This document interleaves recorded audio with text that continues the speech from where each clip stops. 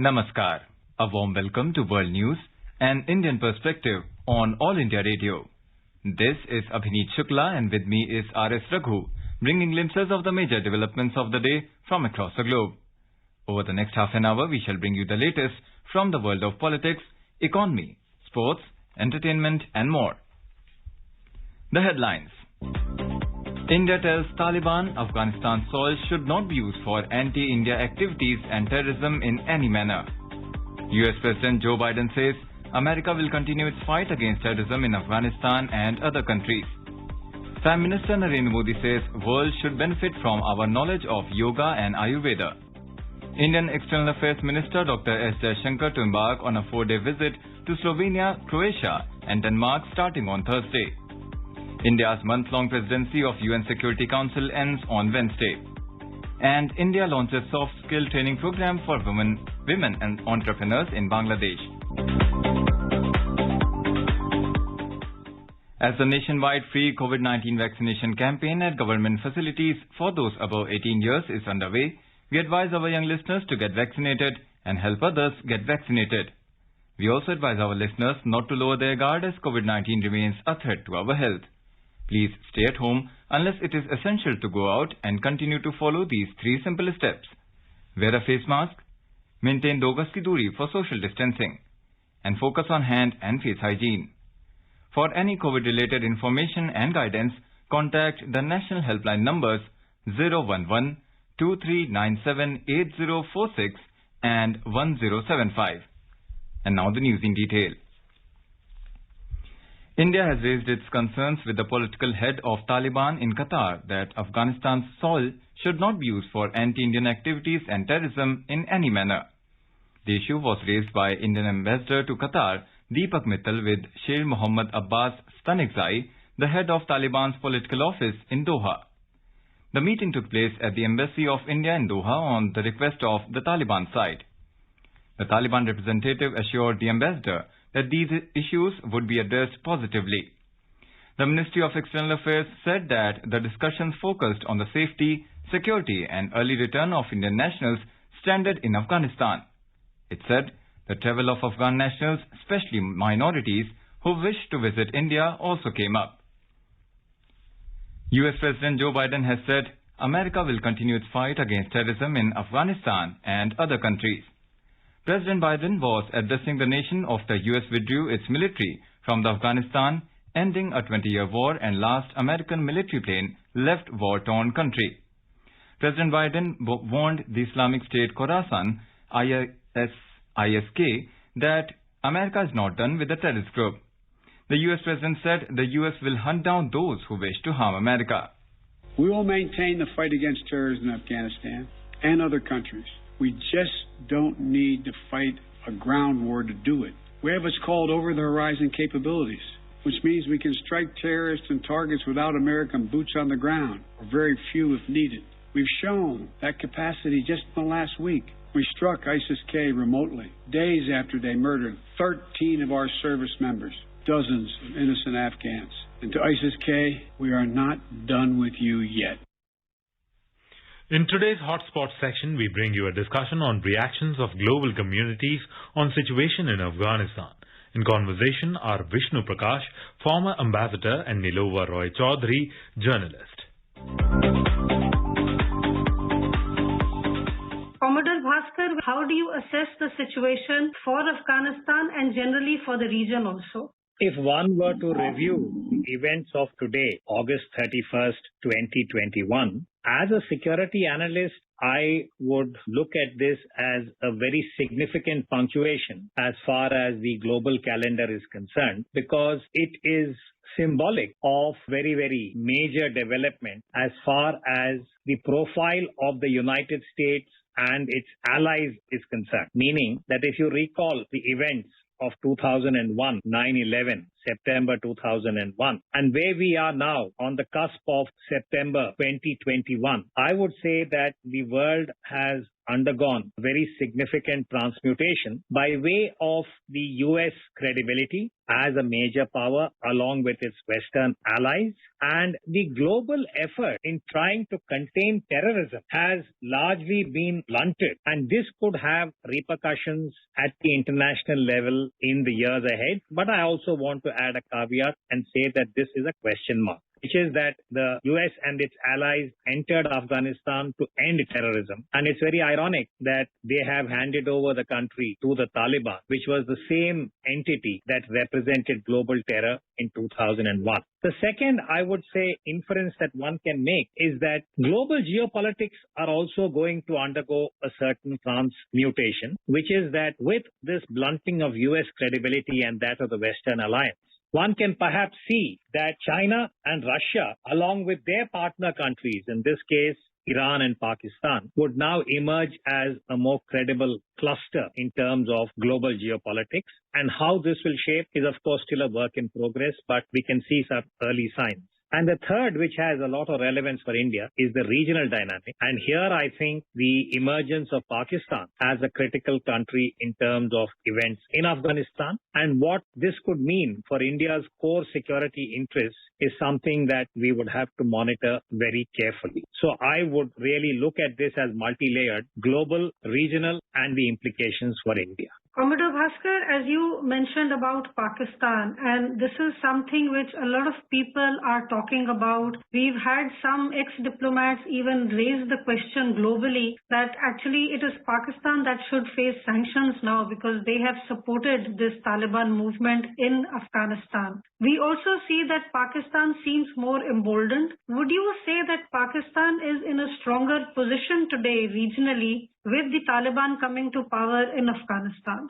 Clearly, Pakistan has emerged as a very critical and relevant state in relation to the affairs of Afghanistan. But I'm a little hesitant to use the word stronger because while there is no doubt that Pakistan has invested in the Taliban, it has also enabled their takeover both of Kabul and the rest of the country. The effect of this on Pakistan, I think, is yet to be gauged because we have seen that over the last 20 years, ever since the United States waged the war on terror in October 2001, there has been a fair amount of blowback from Afghanistan into Pakistan. And this has to do both with the Islamic jihadi fervor as symbolized by the Taliban, as also the ethnic and tribal kind of identities that have played out in the politics of Pakistan over the last 20 years. So therefore, I think Pakistan also is perhaps not totally aware or cognizant of what the fallout of the victory in Afghanistan would be. And the second question about, though the global community may suggest, or some voices, that Pakistan should be penalized, Pakistan should be under sanctions, to my mind, this is unlikely to happen because Pakistan's perfidy in supporting terrorism,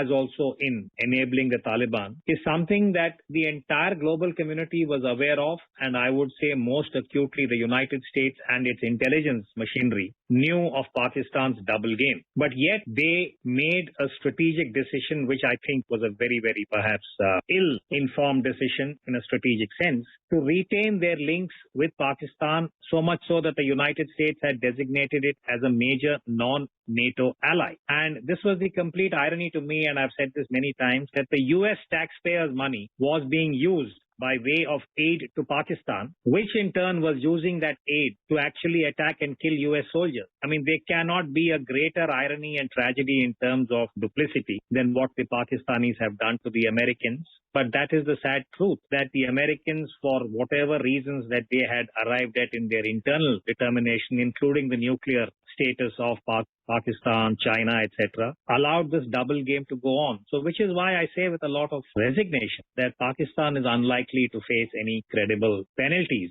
by the global community. Commodore Bhaskar, we also saw that Monday the UN Security Council under India's presidency has adopted a strong resolution demanding that the territory of Afghanistan not be used to threaten any country or shelter terrorists, and that it expects the Taliban will adhere to commitments made by it regarding the safe and orderly departure from the country of Afghans and other foreign nationals. We also see that the resolution, which was sponsored by France, UK and US, 13 members voting in favor, none against, and Russia and China abstaining. How relevant is this resolution today? And Commodore Bhaskar, how do you look at Russia and China abstaining? And also, we see that they are attaining quite a prominent role as we look at the situation in Afghanistan today.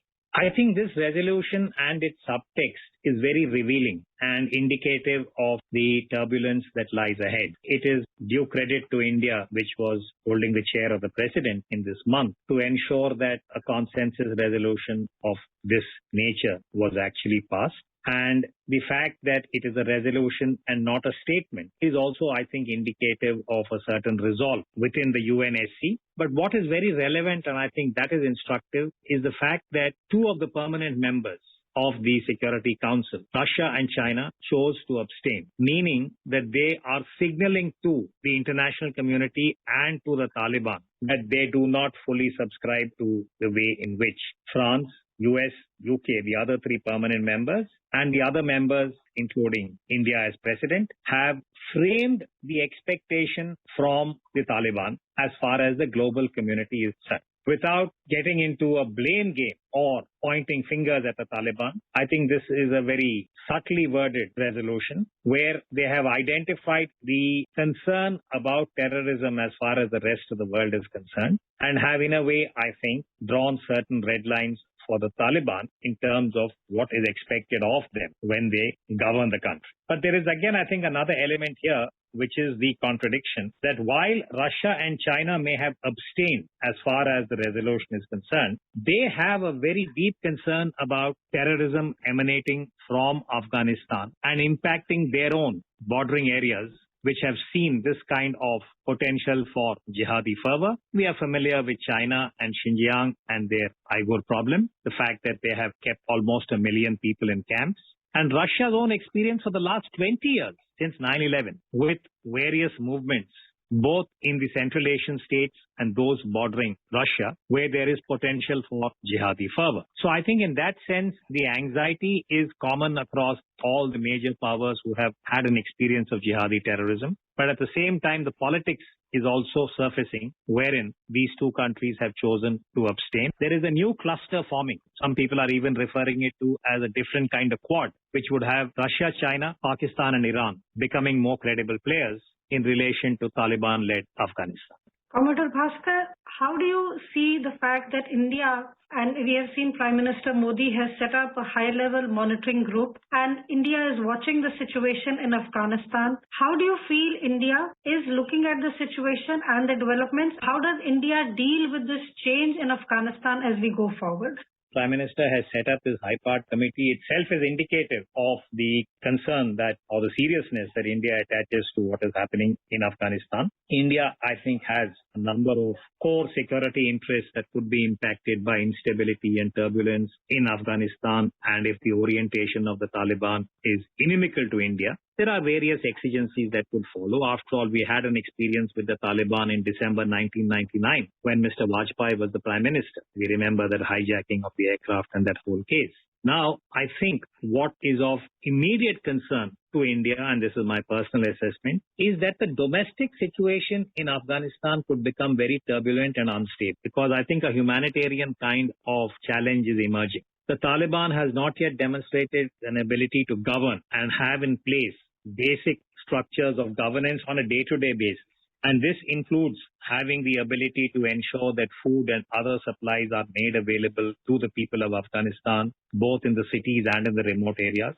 And secondly, even issues like banking, ensuring that people have access to whatever they need for their daily needs. And the medical situation, even as far as COVID-related challenges are concerned, all of these need day-to-day kind of efficiency. I mean, a simple thing like Kabul with its large population needs to have clean water and sanitation that is acceptable as far as hygiene and public health are concerned. Now, this doesn't seem to be in place as yet because all the reports that one sees from the media is that most officials and professionals are scared. They are afraid for their lives. They don't know how they'll be treated. So this kind of instability and the lurking danger about the Taliban, I fear, could lead to a humanitarian challenge. We are not even aware how the children and those who are in need of medical help in Afghanistan now are going to receive professional attention. Reports talk about a shortage of medicines. So these are the kind of things where India, I think, had a very positive role to play in the past. Whether or not the global community would be able to re-enter Afghanistan, if so, in what manner, and ensure that the people do not suffer more than they already have, is going to be the biggest challenge. India's voice would be heard with respect. And there are some overtures. The Taliban itself is trying to reach out to India, saying that they want to engage with India. The next few weeks will be very crucial. Commodore Bhaskar, do you feel that Afghanistan and regionally, also globally, is the world a safer place today? Has the United States stayed there 20 years? Have they been able to decrease the terrorist threat level which countries face? Or do you feel that we are back to square one at the end of almost 20 years? I would say that if we talk about square one, and this is reference to September 11 and the attack on New York, the World Trade Center and the Pentagon in Washington, my sense is that this kind of a spectacular attack with the number of people who were killed in 9/11 is unlikely to happen, I think, in terms of the probability, that this perhaps is low probability. But what I do think is a matter of concern is that after the Taliban have emerged victorious in terms of taking over Afghanistan, though there is a small pocket of resistance even now as we speak in terms of the northern Panjshir, kind of units that are under the leadership of the former Vice President Amrullah Saleh. We don't know how this is going to evolve in the weeks ahead. But the victory of the Taliban in Afghanistan and the fact that they have declared Afghanistan to be an Islamic emirate will embolden other groups. We end today's discussion with this. Thank you. Thank you.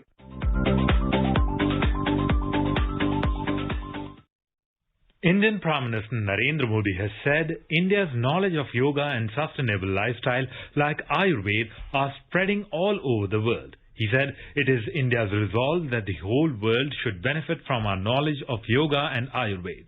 The Prime Minister was addressing a gathering after releasing a special commemorative coin of 125 rupees on the occasion of the 125th birth anniversary of Srila Bhaktivedanta Swami Prabhupada this evening through video conferencing. मानवता के हित में भारत दुनिया को कितना कुछ दे सकता है, आज इसका एक बहुत बड़ा उदाहरण है। विश्व भर में फैला हुआ हमारा योग का ज्ञान, हमारी योग की परंपरा, भारत की जो सस्टेनेबल लाइफस्टाइल है, आयुर्वेद जैसे जो विज्ञान है, हमारा संकल्प है कि इसका लाभ पूरी दुनिया को मिले। आत्मनिर्भरता के बीच इस मंत्र की श्रील प्रभुपाद अक्सर चर्चा करते थे, उसे भारत ने अपना ध्येय बनाया है और उस दिशा में देश आगे बढ़ रहा है। Swami Prabhupada ji made pioneering contributions to popularize the teachings of Bhagwan Sri Krishna through ISKCON. The Prime Minister said Swami Prabhupada was not only a great devotee of Krishna, but was also a great devotee of Bharat who took part in the freedom struggle.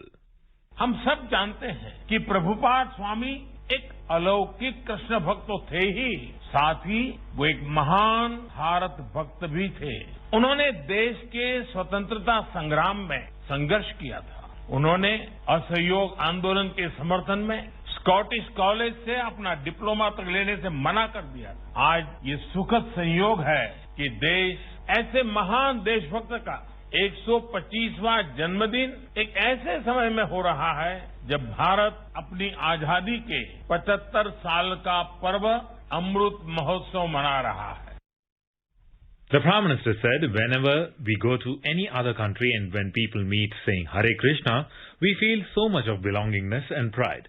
He said, imagine how we would feel when we get this affinity for Make in India products. The High Commission of India, in association with the ICT Ministry of Bangladesh and Women and E-Commerce and Silk Oak Global Limited, launched a year-long soft skills training program in Dhaka on Wednesday. The training program will help the women entrepreneurs of Bangladesh to develop communication skills and presentation skills, among other soft skills beneficial to facilitate their business efforts. More than 700 women entrepreneurs have already registered for the training series, said a press release of the High Commission of India. The program will be run in hybrid mode with physical workshops and virtual learning elements. The program was inaugurated by the Bangladesh State Minister for ICT, Zunaid Ahmed Palak, and High Commissioner of India to Bangladesh, Vikram Doraiswamy. Indian External Affairs Minister Dr. S. Jaishankar will be on a 4-day visit to Slovenia, Croatia and Denmark starting on Thursday. He will hold bilateral meeting with the Foreign Minister of Slovenia, Dr. Anže Logar. Slovenia has invited Dr. Jaishankar to attend an informal meeting of the Ministers of Foreign Affairs of European Union member states. He will also hold discussions with his European Union counterparts on issues of mutual interest. Slovenia currently holds the presidency of the Council of the European Union. During his visit to Croatia on Friday, he will hold bilateral talks with his Croatian counterpart, Mr. Gordon Grlic Radman. Dr. Jaishankar will be in Denmark on 4th and 5th September, where he will co-chair the 4th round of the Indo-Danish Joint Commission meeting. The meeting will undertake a comprehensive review of the bilateral cooperation under the Green Strategic Partnership, which was established during the virtual summit in September last year. Dr. Jaishankar's visit will provide an opportunity for reviewing the progress in the bilateral ties with the 3 Central European countries and for strengthening the multifaceted relationship with the European Union. Indian External Affairs Minister Dr. S. Jaishankar has spoken to UK Foreign Secretary Dominic Raab. The conversation focused on Afghanistan-related developments. Dr. Jaishankar also spoke to Foreign Minister of Oman Badr Al Busaidi. They discussed Afghanistan and COVID. The External Affairs Minister thanked Oman for supporting the repatriation flights. India-Kazakhstan joint military exercise Kazind 21 commenced at training node Aisha Bibi, Kazakhstan. This is the 5th edition of annual bilateral joint exercise of both armies and will continue till 10th of this month. The 4th edition of the exercise was held at Pithoragarh, India in September 2019. Defense Ministry said the contingent comprises 120 troops from Kazakhstan and 90 soldiers from the Indian Army. Both the contingents will share their expertise and skills in the field of counter-terror operations. The exercise will culminate in a 48 hours joint validation exercise scheduled on 8th and 9th of this month. The validation exercise will be a test bed for the soldiers of both armies as they would be undergoing challenges of actual operations. In such scenarios, India's month-long presidency of the powerful UN Security Council has ended with substantive outcomes on key global issues, including a strong resolution on the situation in Afghanistan. The resolution reflected India's views and concerns and demanded that the Afghan territory not be used to threaten any country or shelter terrorists. India, currently serving a 2-year term as a non-permanent member of the 15-nation Security Council, assumed the rotating presidency of the UN body for the month of August. This is All India Radio giving you the world news. Indian Information and Broadcasting Minister Anurag Singh Thakur has said that India is a pivotal power in Asia and as member of the BRICS consortium, it would like to play a crucial role to strengthen ties among the member countries. He said, organizing the first ever BRICS Film Technology Symposium is a step in this direction to bring the people from all member states together. Addressing the virtual inauguration of BRICS Film Technology Symposium organized by FICCI, jointly with the Ministry of Information and Broadcasting and FTII, Mr. Thakur said, through the medium of films, art and culture, India has also opened avenues for cooperation which will be supporting development and growth in the film business. A 200 personnel contingent of Indian Army will participate in Exercise Zapad 2021, a multi-nation exercise being held at Nizhny in Russia from Friday. The exercise will continue till 16th of this month. The Ministry of Defense in a statement said Exercise Zapad is one of the theatre-level exercises of Russian armed forces and will focus primarily on operations against terrorists. Over a dozen countries from Eurasian and South Asian region will participate in this signature event. The exercise aims to enhance military and strategic ties amongst the participating nations while they plan and execute this exercise. In India, Maharashtra Chief Minister Uddhav Thackeray received the Victory Flame or the Swarnim Vijay Mashal at Mumbai's Gateway of India. To commemorate 50 years of India's victory over Pakistan in the 1971 war, Prime Minister of India Narendra Modi had flagged off the Victory Flame from the National War Memorial in December last year. The eternal flame is being carried throughout the cities and villages across the nation, including the villages of Paramveer Chakra and Mahavir Chakra awardees of 1971 war. And now, a report from the business world. The BSE Sensex lost 214 points or 0.37% to finish at 57,338. The NSE Nifty also fell 56 points or 0.33% to settle at 17,076. Among global markets, Asian stock markets were positive amid positive global cues. Japan's Nikkei 225 gained 1.3%. Singapore's Straits Times climbed 1.1% and China's Shanghai Composite Index rose 0.7%. Hong Kong's Hang Seng surged 0.6% and South Korea's Kospi added 0.2%. European stocks were also up in intraday trade. Oil prices rose before an OPEC Plus meeting. In intraday trade, Brent crude was trading around $71.90 per barrel. In the forex market, the rupee weakened 8 paisa to close at 73 rupees and 9 paisa against the US dollar. Anubha Rohatgi for World News, All India Radio.